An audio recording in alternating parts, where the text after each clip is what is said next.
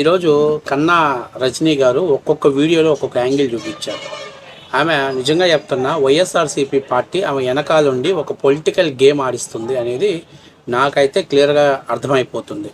అది ఎందుకు అని అంటే ప్రస్తుతం ఉన్న పరిస్థితుల్లో కాపు కుల ఓట్లని రాబట్టుకోవటం కోసం కాపు సామాజికమైనటువంటి మగాళ్ళ కంటే కూడా ఆడవాళ్ళని ఎక్కువ సెంటిమెంట్గా వాడుకోవటం కోసం ఈ కన్నా రజనీ అనేటువంటి ఒక మహిళని ఎక్కువగా అంటే వైసీపీ స్కెచ్ దగ్గరుండి ప్రోత్సహిస్తుంది.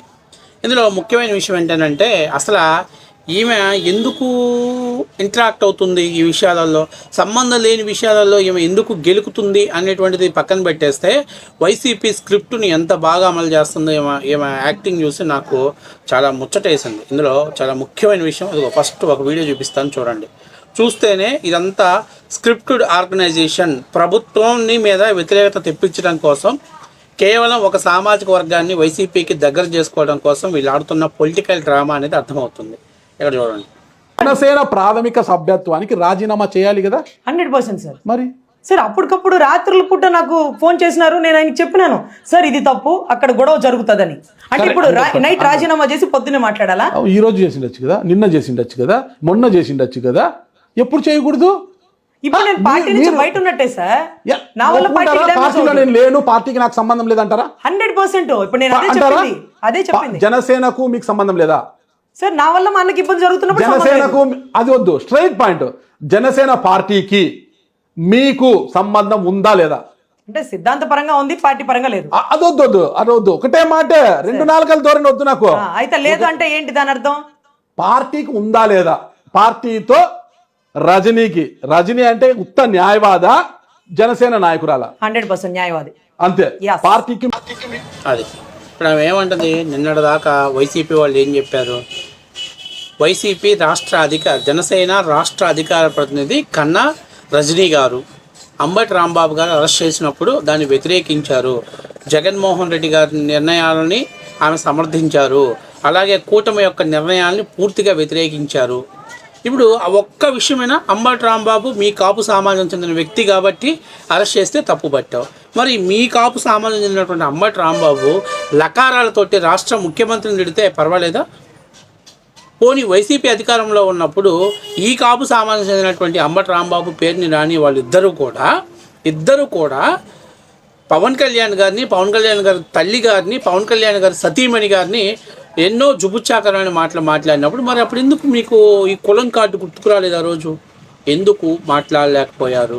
మరి ఇదే తర్వాత మరి జోగి రమేష్ ఇంట్లో కూడా దాడి జరిగింది కదా, మరి జోగి రమేష్ ఎందుకు ప్రస్తావన తీసుకురావట్లేదు?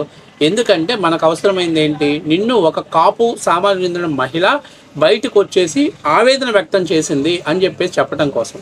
అంగాక నాగరాజు ఒక స్ట్రైట్ మాట అడిగాడు, ఓకే తప్పు జరిగింది, నువ్వు రాజీనామా చేయాలి కదా, ఆ పార్టీకి రాజీనామా చేసి నేను ఏ పార్టీలో లేను అని చెప్పి నువ్వు మాట్లాడాడు. కానీ వైసీపీ వాళ్ళు ఏం చేశారు, అంబటి రాంబాబు మీద దాడి జరగటాన్ని కన్నా రజనీ ఖండించారని రాయాల, వైసీపీ వాళ్ళు ఎవరు అలా రాయాల, జనసేన పార్టీ అధికార ప్రతినిధి కన్నా రజనీ అని రాశారు. కన్నా కూడా రాయలేదులే, అధికార ప్రతినిధి లాయర్ రజనీ గారు అన్నారు. అంటే దీనివల్ల డ్యామేజ్ చేసినట్టు కదా.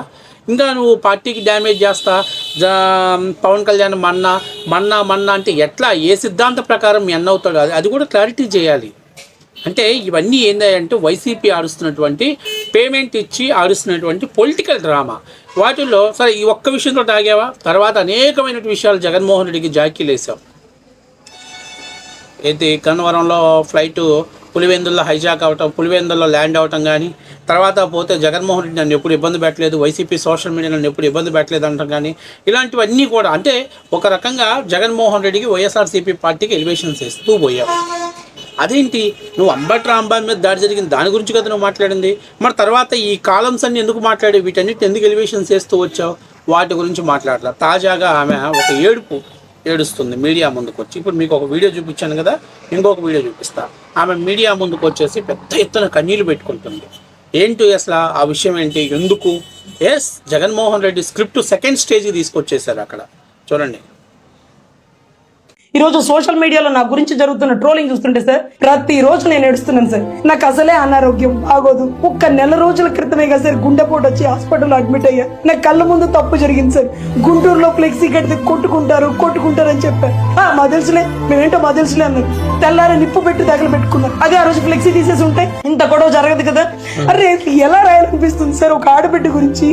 అసలు మధ్యతరగతి కుటుంబాలు రబ్బర్ చెప్పులు వేసుకున్న రాజకీయంలోకి తెస్తా అని అనకండి సార్. మధ్యతరగతి బతుకులు ఎప్పుడు మధ్యతరగతివే. మాకు బ్యాక్గ్రౌండ్ ఉండదు, తట్టుకునే శక్తి మాకు ఉండదు. ఈ రోజు చూడండి వాకిట్లో పడేసినారు. ఇంకెప్పుడు మధ్యతరగతి ఆడబిడ్డల్ని దయచేసి రాజకీయంలో తీసుకొచ్చే ఏ నాయకుడైనా చేయి పట్టుకుని కష్టకాలంలో కూడా నిలబడతానన్నప్పుడే రావాలి. లేకపోతే ఇలా ఆడబిడ్డ నడి రోడ్లో తెస్తే నా మరుదుల ముందో, మా అత్త ముందో, మా ఊరు ముందో చూడు వెళ్ళావు ఏం చేసినాడు అంటే నేను ఎక్కడ తలపెట్టుకోవాలి?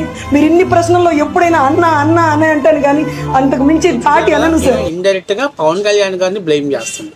నేను ఇందాక ఒక వీడియో చేశాను. అసలు నీకు అంబటి రాంబాబు మీ చుట్టమా, మీ బామ్మర్తే, లేకపోతే మీ ఇంట్లో వాడా? పోనీ జనసేన వాళ్ళు ఏమైనా మీ ఇంటి మీదకి వచ్చి దాడి చేశారా? ఎందుకు రియాక్ట్ అవ్వాల్సిన అవసరం ఏంటి? వాళ్ళ పార్టీలో నాయకులు లేరా? వాళ్ళ పార్టీ లేదా? వాళ్ళ పార్టీ అధ్యక్షులు లేడా? ఏమైనా చచ్చిపోయారా వాళ్ళందరూ? లేకపోతే ఎందుకు రియాక్ట్ అయ్యారమ్మా? అవసరం ఏంటి? పార్టీలో ఉండి పార్టీ లైన్ నువ్వు మాట్లాడాల్సింది. పార్టీ లైన్ని క్రాస్ చేస్తూ నువ్వు ఉన్న పార్టీ నిన్ను పార్టీ రాజకీయంగా రాష్ట్ర అధికార ప్రతినిధి తీసుకొచ్చాడు. ఏం చిన్న చిత్తక పదవి కాదు నీకు ఇచ్చింది. రాష్ట్ర అధికార ప్రతినిధి పదవి ఇస్తే నువ్వు పోయి అంబటి రాంబాబు ఫేవర్గా మాట్లాడి నీకు పొలిటికల్ నాలెడ్జ్ లేకుండా నువ్వు ప్యాకేజీలు కమ్ముడు పోయి మాట్లాడి ఇవాళ మళ్ళీ పవన్ కళ్యాణ్ బ్లేమ్ చేస్తున్నావు. పవన్ కళ్యాణ్ గారిని బ్లేమ్ చేస్తున్నావు. ఏం మాట్లాడారు మీ ఇప్పుడు నువ్వు ఎవరు అడిగారు కదా, మీ వాళ్ళు ఇలాగే మాట్లాడతారా? నువ్వు అంబటి రాంబాబుకి సపోర్ట్ ఇచ్చి మాట్లాడాల్సిన అవసరం లేదు. ఒకవేళ దాడి జరగటం అనైతికం అనుకున్నప్పుడు నువ్వు ఒక అధికార పార్టీలో ఉన్నావు కాబట్టి, ఫలానా పార్టీకి సంబంధించిన మహిళ కాబట్టి నువ్వు మాట్లాడటంలో నువ్వు సైలెంట్గా ఉండాలి. మరి గతంలో పవన్ కళ్యాణ్ గారిని హోటల్స్లో ఆపేశారు కదా, మరి ఆ రోజు ఏమైనా వైఎస్ఆర్సీపీ పార్టీలు ఈ పేరుని నాని కానీ అంబటి రాంబాబు ఎవరైనా మాట్లాడారా? పోనీ ఆ బోరుగడ్డ నీళ్ళు పవన్ కళ్యాణ్ గారి భార్యని బెడ్రూమ్లోకి వెళ్ళి మేము అది చేస్తాం ఇది చేస్తాం అన్నప్పుడు మరి ఆ పేరుని నాని కానీ అంబటి రాంబాబు కానీ ఇంకా వైసీపీలో ఉన్నటువంటి కాపు నాయకులు ఎవరైనా మాట్లాడారా? ఎందుకు మాట్లాడలేదు? సరే అతన్ని పక్కన పెట్టేస్తే ఇంకో ముఖ్యమైన విషయం ఎవడు, మన పోసాని కృష్ణమురళి పవన్ కళ్యాణ్ తల్లిగారి గురించి నీచంగా మాట్లాడారు కదా. మరి ఆ రోజు అంబటి రాంబాబు కానీ లేకపోతే పేరుని నాని కానీ లేకపోతే ఈ వంగవేటి పేరు పెట్టుకొని తిరుగుతున్నాడు కదా, ఇంకొక ఆయన వంగవేటి పేరు పెట్టుకొని తిరుగుతున్నాడు కదా, మరి వీళ్ళందరూ ఎవరైనా మాట్లాడారా? ఎందుకు వైసీపీ స్టాండ్లోనే ఉన్నారు? పునూరు గౌతమ్ రెడ్డి మాట్లాడితే ఆ పార్టీలో వాళ్ళు ఎందుకు ఖండించలేదు? ఆ పార్టీలో ఉన్నలే కదా, మరి ఆ స్టాండ్ ఎందుకు తీసుకోవాలా? మరి వాళ్ళకి లేనటువంటి ఇంగిత జ్ఞానం ఆలోచన నీకెందుకు లేకుండా పోయింది? ఇలా నువ్వు తప్పు చేశావు. పోనీ నువ్వు సపోర్ట్ చేసిన వ్యక్తి కరెక్ట్ అయిన వ్యక్తినా? అతను ఒక రాష్ట్ర ముఖ్యమంత్రి లకారంతో తిట్టాడు. ఆ భాషను మీ ఇంట్లో వాళ్ళు ఎవరైనా తిడితే నిన్నే తిడితే నువ్వు ఊరుకుంటావా? మరి నువ్వెందుకు బయటకు వచ్చి మాట్లాడావమ్మా? లబ్బర్ చెప్పులతో ఉన్న రాజకీయాల్లో నువ్వు లబ్బర్ చెప్పులతో మొదలైందా అన్న వ్యక్తిని రాష్ట్ర అధికార ప్రతినిధి తీసుకెళ్ళాడు. కానీ నువ్వు అక్కడ రాష్ట్ర అధికార ప్రతిలో ఒక్కసారి ఏసీలో పోయేసరికి మొత్తం నేనే కావాలా, నేను ఖాళీగా ఉండకూడదు కావాలని చెప్పేసి నీ అంతటి నువ్వు నీ అజ్ఞానంతో, నీకు చేతగాని తలంతో, నీకు ఇచ్చిన ప్యాకేజీలకో మరేతర కారణంతో నీ పొలిటికల్ లైఫ్ని స్మాల్ చేసుకున్న మాట వాస్తవమే కదా. ఇది వాస్తవమే కదా. మరి నువ్వు తప్పు చేసుకొని పవన్ కళ్యాణ్ గారిని బ్లేమ్ చేస్తావు, పవన్ కళ్యాణ్ మీద నిందలేస్తాను, అది ఎంతవరకు కరెక్ట్? ఒకసారి ఆత్మవిమర్శ చేసుకో. ఎండకు ఆ గొడుగు పట్టడం, ఎవరి మీద పడితే వాళ్ళ మీద విమర్శలు చేయటం, మనం ఏదన్నా మాట్లాడుతున్నామంటే వైసీపీ ఆఫీస్ నుంచి స్క్రిప్ట్ను అమలు చేయటం, ఇవాళ నువ్వు కన్నీళ్ళు పెట్టుకొని ఏడిస్తే ఎవరిని బ్లేమ్ చేస్తున్నావు? పవన్ కళ్యాణ్ గారిని బ్లేమ్ చేస్తున్నావా? నువ్వు ఒక ఆర్డినరీ వ్యక్తిని రాష్ట్ర అధికార ప్రతినిధి చేసింది జనసేన పార్టీ. రబ్బర్ చెప్పులతో మొదలై నిన్ను అక్కడికి తీసుకెళ్ళింది. తర్వాత అధికార ప్రతినిధి అంటే ఏంటి వస్తుందమ్మా? అలాంటి నువ్వు విచక్షణారహితం కోల్పోయి ఎవరో అంబటి రాంబాబుకి ఏదో జరిగిందంట, ఆయన కోసం నువ్వు మీడియా ముందుకు వచ్చి మాట్లాడు. సరే ఒక స్టేట్మెంట్ పాస్ చేసి అయిపోయింది. మరి తర్వాత జగన్మోహన్ రెడ్డికి ఎట్లా ఫేవర్గా మాట్లాడావమ్మా? నీకు హార్ట్ స్ట్రోక్ వచ్చింది, గుండె నొప్పి వచ్చిందంటే నేను అడిగేది ఒకటే మాట, నీ ఇంట్లో ఎవరైనా దాడి చేశారా? పోనీ నీ ఇంటి మీదకి ఎవరైనా దాడికి వచ్చారా? మరి దేనికి సంబంధం లేనటువంటి ఒక పక్క పార్టీలో ఉన్నటువంటి వ్యక్తి ఒళ్ళు బలిసి మాట్లాడితే వానికి నువ్వు సపోర్ట్గా ఎట్లా పోయి మాట్లాడావు? ఫ్లెక్సీలు పెట్టుకుంటే గొడవలు నువ్వెవరు చెప్పడానికి?